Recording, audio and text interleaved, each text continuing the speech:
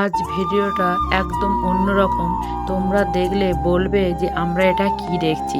তা চলো আজকের ভিডিওটা কি সেটাই তোমাদের সাথে শেয়ার করব। রাতে রাতে বন্ধুরা, তোমরা সবাই কেমন আছো? আশা করি খুব ভালো আছো। আমি না খুব ভালো আছি। আজ দেখো সকাল থেকেই শুরু করলাম বাড়ির কাজ থেকে। আজ বাড়ির ছিলাম ছুটি করে। তা দেখো এইদিকে আমি বিছনার চাদরটা পাল্টে নতুন ভাইরাল চাদর পেতেছি, যেহেতু আমার মেয়ে যেটা আমাকে কিনে দিয়েছিল, সেটা তোমাদের অনেক দিন আগেই বলেছিলাম। আমার খাটটা ছিল না বলে আমি পাততে পারিনি। আর এইদিকে দেখো বিছনার চাদরটা পেতে বাইরের দিকে এসে দেখছি কুলকুল করে বৃষ্টি হচ্ছে। তা দেখো আমার ছেলে বৃষ্টিতে ভিজছে আর শ্যাম্পু মেখে চান করছে। তার কি করবে। এদিকে দেখো সন্ধ্যা হচ্ছে, আমরা যে যার মতন গোছাচ্ছি। তা কোথায় যাচ্ছি সেটাই তোমাদের সাথে আমি পরে বলছি। তা এইদিকে দেখো আমার শাড়ি, আমি শাড়ি টাড়ি অত ভালো পরতে পারি না, যেহেতু আমার মেয়েই আমাকে সব কিছু করে দেয়। এদিকে সাজিয়ে দিলেও চুলটা বেঁধে দিচ্ছে।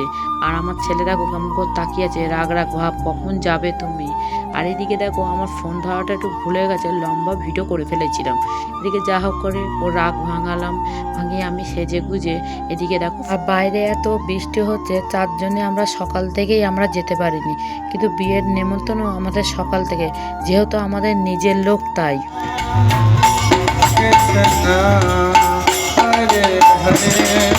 এই বিয়েটা একটু অন্যরকম, যেহেতু আমার কাকা শ্বশুরের মেয়ে, বলতে পারো আমাদের নিজেরই। তা এই ননদ নিরামিষ ভোজী যাকে বলে, যে কারোর হাতে খায় না, কারোর হাতে এরা কারোর বাড়িতে গিয়ে খায় না, নিজেরা রান্না করে নিজেরা খায়। তা যাই হোক, আমার ননদের বিয়ে এক সপ্তাহের মধ্যে হুট করে দেখাশোনা, এক সপ্তাহের মধ্যে কথা ফাইনাল। আমি তো যেহেতু কাজে কমবে থাকি, তার জন্য আমি বুঝতে পারিনি যে বিয়েটা কবে। বিয়ের 4 দিন আগে আমার বাড়ির নেমন্তন্ন আসে, তাই জানি যে ননদের বিয়ে। তা জানি খুবই ভালো, আমাদের বিয়ের থেকে তো এদের বিয়েটা একটু অন্যরকম। তার জন্য খুবই একটা মজার ব্যাপার ছিল যে বিয়েটা আমি একটু দেখব। তা সকাল থেকে এত বৃষ্টি হচ্ছে, তার জন্য আমরা গায়ে হলুদের বিয়ে এত জল বৃষ্টি ঝড় হবে আমরা বুঝতে পারিনি। সারা দিন শুধু বন্যার মতন বৃষ্টি হয়ে গেল, ভেসে গেল। তা রাত্রেবেলা একটুখানি ধরন দিয়েছে, যাই হোক বর তখন 9টা 9:30 বাজে তখন গিয়ে পৌঁছেছে। এদিকে দেখো আমরাও গেছি আর বরের গাড়িও এসছে। তা যাই হোক আমরা ভেতরে ঢুকিনি, তা গেটের সামনে দাঁড়িয়ে পড়েছি গেট ধরার জন্যে। এদিকে দেখো বরকে বলা হচ্ছে যে আমাদের গেট ধরার 2000 টাকা দিতে হবে। বর বলছে 100 টাকা দেবে। শুধু ঢুকছে, শুধু একটুখানি দেখো। আর আমরা ওই ঠেলে বের করেছি, টাকাটা দিচ্ছে না বলে।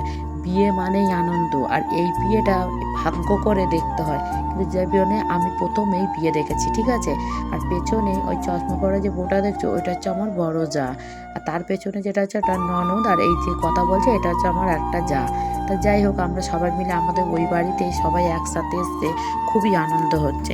রয়েছে আমাদের পুরনো বাড়ি, আমাদের ফ্যামিলি বলতে গেলে বিশাল বড় ফ্যামিলি।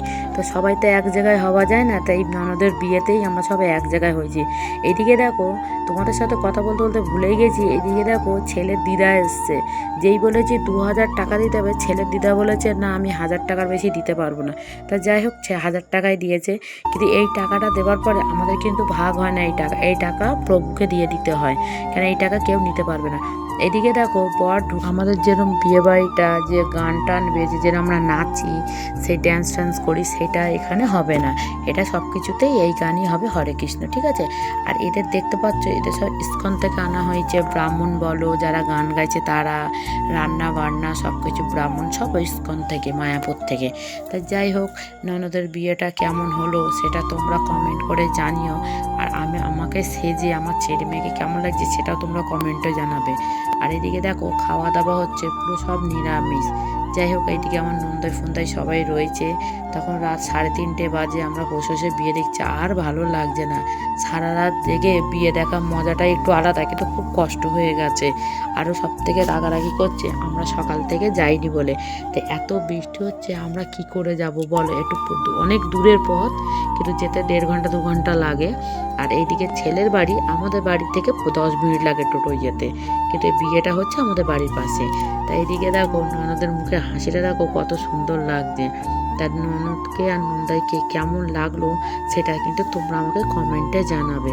তা যাই হোক হরে কৃষ্ণ, সবাই ভালো থাকুক, এদের নতুন জীবন সুন্দর হোক। তাই এদিকে দেখো সকালবেলা ঘুম থেকে উঠে দেখি 8টা বাজে। সে যা যা দেয় খাট আলমারি সব কিছু গোছানো হয়ে গেছে গাড়িতে। এইদিকে তখন 11:30টা বাজে, মেয়ে বাড়ি যাচ্ছে শ্বশুর বাড়ি। তা যাই হোক সবাই কান্নাকাটি করছে, মনটা এমনি খারাপ। আমাকে কেমন লাগলো, ভিডিওটা কেমন লেগেছে সেটা তোমরা কমেন্টে জানাবে।